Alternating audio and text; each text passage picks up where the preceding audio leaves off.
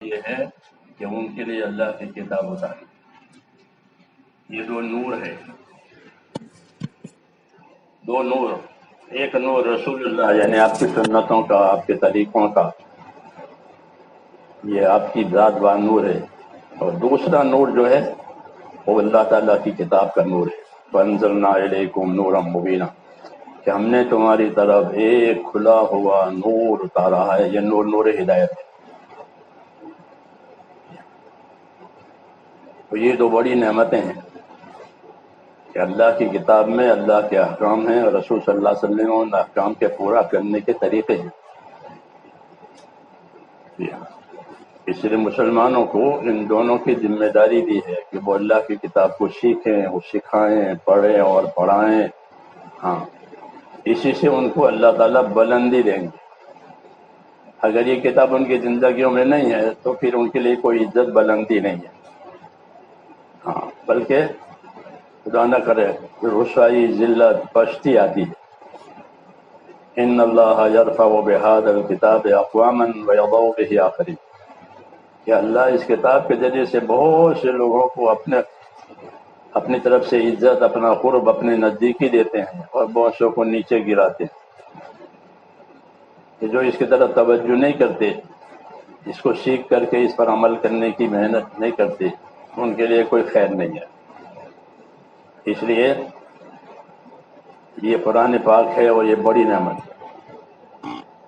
حدیثوں میں بتایا گیا کہ یہ تمہارے لیے ذخیرہ ہے اور تمہارے لیے نور ہے. ذخیرہ نیکیوں کے اعتبار سے ہے.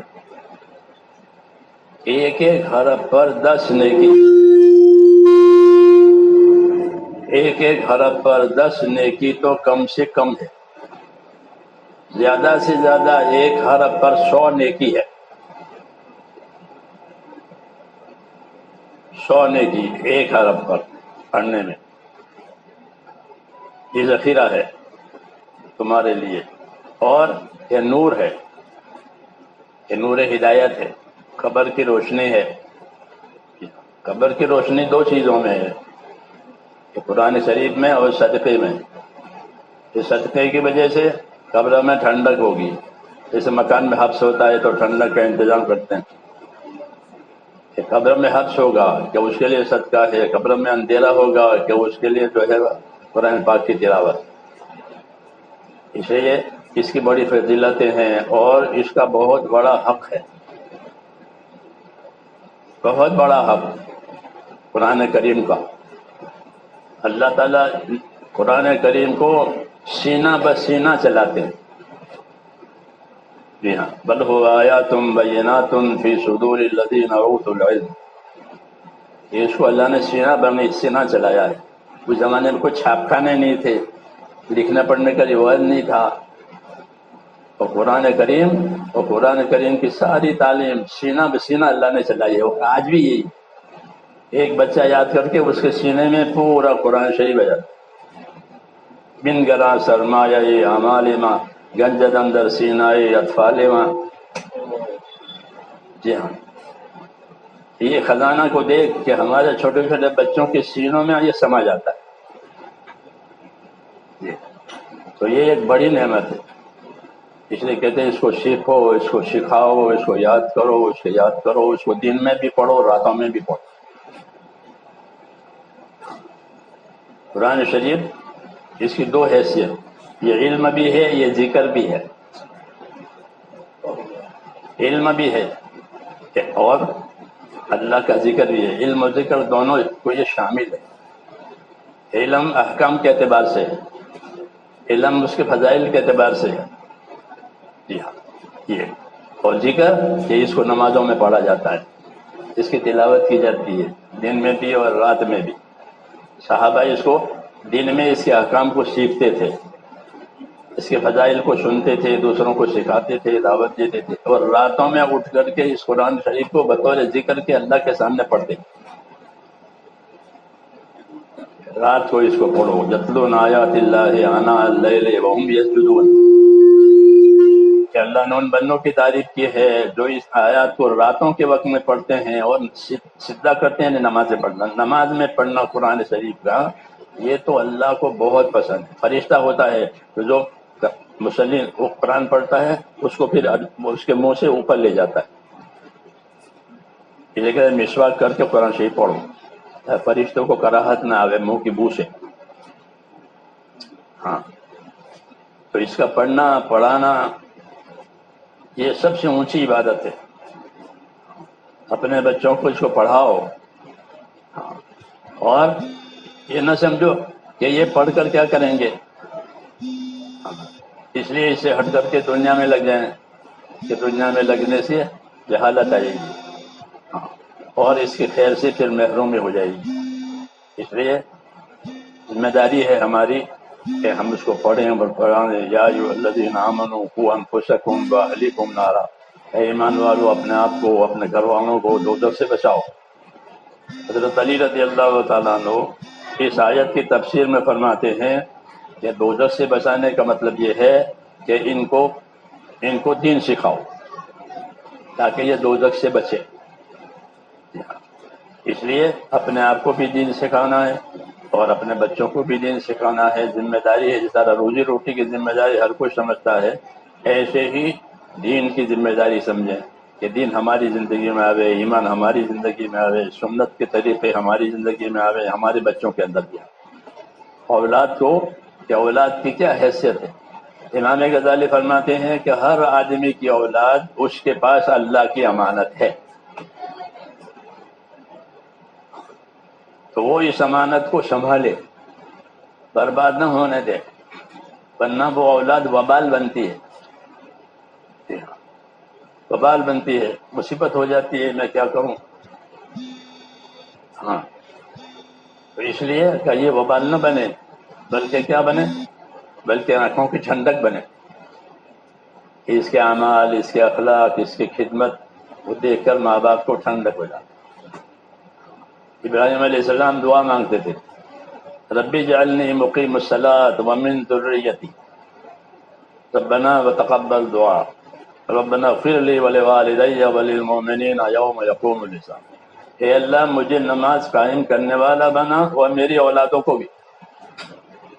اپنی نماز میں اپنے اولادوں کو لے رہے ہیں کہ اولاد بے نماز نہ رہے،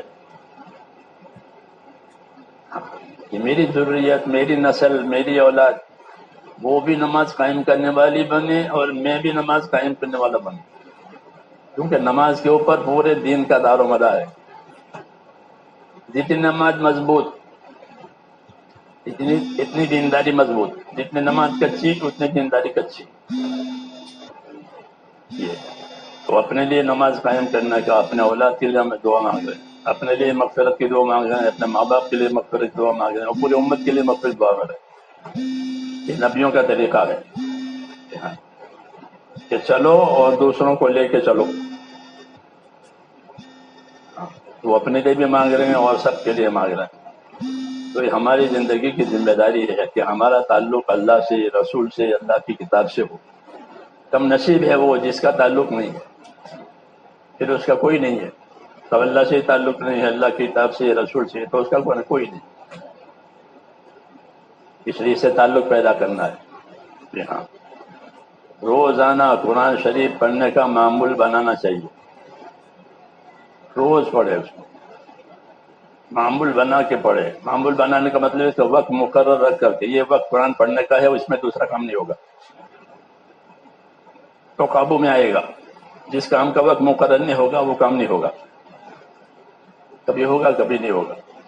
تو کہتے ہیں اس کو پڑھا کرو. اگر حفظ کیا ہے تو اس کو یاد کیا کرو، حفظ نہیں کیا ہے تو تلاوت کیا کرو، حفظ کیا ہے تو یاد کیا کرو، ورنہ یہ سینے میں سے نکل جاتا ہے. جیسا اونٹ جب اس کی رسی کھل گئی تو وہ جنگل میں چلا جائے گا، اس کے پیچھے بھاگتے رہو. ایسے قرآن پاک بھی ہے، یاد کیا ہے کہ اس کو یاد کرتے رہو. ہمارے حضرت شیخ رحمۃ اللہ علیہ یہ ہدایت دیتے تھے ان کے معاملات میں کہ قرآن شریف کے جتنے حافظ لوگ ہیں وہ روزانہ 3 پارے پڑھیں، یاد کر کے زبانی پڑھیں. 3 پارے روز. تو اس طرح ہر 10 دن میں قرآن کریم ختم ہو جائے گا. 3 پارے روز. اور جو پڑھے ہوئے نہیں ہیں وہ روزانہ اپنا معمول بنا کر قرآن پڑھے، کم سے کم روزانہ ایک پارہ پڑھے۔ ہر مہینے میں ایک ختم ہو جائے گا، 12 مہینے میں 12 دفعہ ختم ہوگا، ثواب کا بہت بڑا ذخیرہ ہے۔ کم سے کم سال میں 2 دفعہ قرآن شریف ختم کرے، یہ قرآن شریف کا حق ہے۔ اگر سال میں 2 دفعہ بھی نہیں کہا تو اس نے قرآن شریف کا حق پامال کیا ہے۔ کہ کم سے کم ہر 6 مہینے میں ایک مرتبہ قرآن شریف ختم کریں۔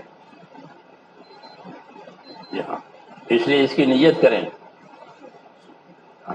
کہ ہر مہینے میں ایک پڑھیں۔ یہ تو اب بہت بڑی سی بات ہے۔ روز 5 پارہ پڑھیں گے تو 40 دن میں ختم ہو جائے گا، آدھا پارہ پڑھیں گے تو 2 مہینے میں ختم ہوگا، تو 12 مہینے میں 6 ختم ہو جائیں گے۔ آسان عبادت ہے، آسان عبادت ہے یہ۔ فَلَقَدْ يَسَّرْنَا الْقُرْآنَ لِلذِّكْرِ، ہم نے قرآن کو یاد کرنے کے لیے تلاوت یاد کرے آسان کیا ہے کوئی پڑھنے والا جو کہہ رہے ہیں؟ تو اس لیے سب نیت کریں اس کی کہ اس کو پڑھیں گے، پڑھائیں گے، سیکھیں گے، سکھائیں گے، اس سے بڑی کوئی برکت نہیں ہے۔ بڑی برکت کیا کہ اللہ کی کتاب، اللہ نے اس کی حفاظت کا وعدہ کیا ہے کہ اس کی حفاظت ہم کریں گے۔ اس لیے آج تک کسی ایک نقطے میں کوئی فرق نہیں آیا۔ جی ہاں، یہ بڑی نعمت ہے۔ اللہ نے کتاب کی بھی حفاظت فرمائی ہے اور کتاب پر عمل کرنے والوں کے لیے مدد کا وعدہ ہے کہ جو اس پر عمل کریں گے اللہ ان کو اونچا لائیں گے، جو اس کو چھوڑ دیں گے وہ نہیں جائیں گے، دنیا سے دھوکہ کھائیں گے۔ اللہ تعالی ہم سب کی حفاظت فرمائے اور موت تک اس پر ہم کو قائم رکھے۔ ہر گھر میں یہ ہونا چاہیے۔ حدیث شریف میں ہے کہ اپنے گھروں کو قبرستان نہ بناؤ، اپنے گھروں کو قبرستان نہ بناؤ، کہ قبرستان مردے پڑے رہتے ہیں، وہاں کوئی عمل ہوتا نہیں ان کا۔ ایسے ہی تم اپنے گھروں میں بے عمل نہ پڑے رہو کھا پی کر کے، بلکہ اپنے گھروں کو اپنی عبادت سے، اللہ کے ذکر سے روشن کرو یہاں، تاکہ عبادت کا نور ملے، اللہ کے ذکر کا نور ملے۔ حدیث شریف میں ہے کہ میں نے قبر سے زیادہ بھیانک کوئی جگہ نہیں دیکھی، سب سے زیادہ بھیانک جگہ کہ وہ قبر ہے، اور اس بھیانک جگہ میں بچانے والی چیز اللہ کے ذکر سے بڑھ کر کوئی چیز نہیں۔ یہ دونوں چیزیں بتائیے، اس کا خطرہ بھی بتایا، اس کا علاج بھی بتایا کہ اللہ کا ذکر، قرآن شریف اللہ کا ذکر بھی ہے کہ قبر سے بچاؤ گیا یہ سامان ہے، ورنہ قبر سب سے زیادہ بھیانک ہے، اور بچاؤ کس میں؟ اس لیے اس کو اپنی ضرورت ہی نہیں بلکہ اپنی زندگی کا مقصد بنا کر کیونکہ یہ ساتھ جانے والی چیز ہے، ساتھ جانے والی چیز ہے، باقی چیزیں ساتھ نہیں جائے گی، باقی چیزیں آدمی جمع کرے گا اور چھوڑ دے گا۔ اللہ تعالی ہم سب کو اس کی توفیق دے۔ اللهم صل على نبينا محمد وعلى آله وصحبه أجمعين۔ اللهم اغفر لي ولوالدي واغفر يا رب لجميع المؤمنين والمؤمنات والمسلمين والمسلمات الأحياء منهم والأموات، ولإخواننا الذين سبقونا بالإيمان، ولا تجعل في قلوبنا غلا للذين آمنوا ربنا إنك رؤوف رحيم۔ اللهم أقبل بقلوبنا إلى دينك، وأقبل بقلوب جميع المسلمين إلى طاعتك۔